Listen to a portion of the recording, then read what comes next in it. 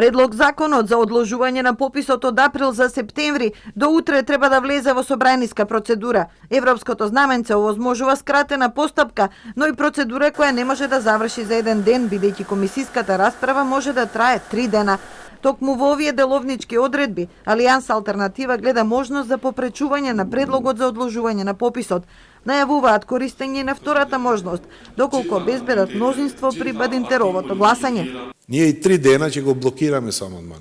А од друга страна, ги повикуваме пратениците кои гласат со Бадинтеров принцип, за да не гласат за промените и да на таков начин нема прекин на пописот. Продолжува. Тука ќе гледаме како ќе игра ДУИ.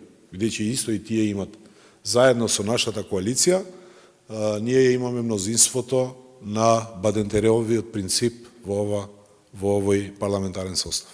Опозицијската коалиција се противи на одложувањето на веќе почнат попис и страува дека ова е вовед во целосен прекин. Али Ахмети, како што направи во 2011 година заедно со Груевски го попречи пописот, сега после 10 години истото го прави со Зоран Заев и исто така го попречува пописот на штета на албанците.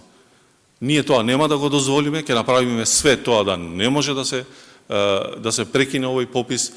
Албанците во Македонија не се сирочиња.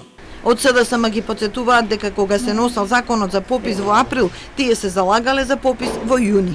И Алијанса и Алтернатива во процесот на носење на законот за попис има амандмани и се залага пописот да биде одложен за јуни барем.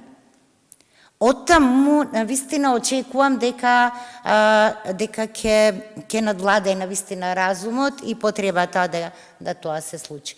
Од Министерството за правда не очекуваат пречки во форма на амандмани, бидејќи амандманската расправа мора да заврши за 3 дена. И доколку собранието односно председателот на собранието и координаторите направат добар план, сосема изводливо во наредните денови, односно утре да биде овој закон усвоен. Така што законот ќе биде испратен како што беше и законот за попис под истите услови, така што јас очекувам дека има доволно време. Спикерот Талат Џафери не сака да се изјасни како ќе тече собраниската процедура се додека не добие предлог закон во писмена форма.